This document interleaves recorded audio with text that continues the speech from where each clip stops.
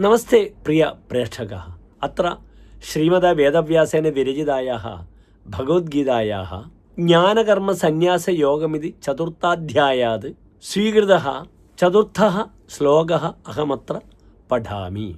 അർജുന ഉവാച അപരം ഭവതോ ജന്മ പരം ജന്മ വിവസ്വതഃ കഥമേതദ് വിജാനീയാം ത്വമാദൗ പ്രോക്തവാനിതി.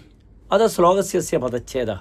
അർജുനः ഉവാച അപരം ഭവതഃ ജന്മ പരം ജന്മ വിവസ്വതഃ കഥം ഏതദ് വിജാനീയാം ത്വം ആദൗ പ്രോക്തവാൻ ഇതി.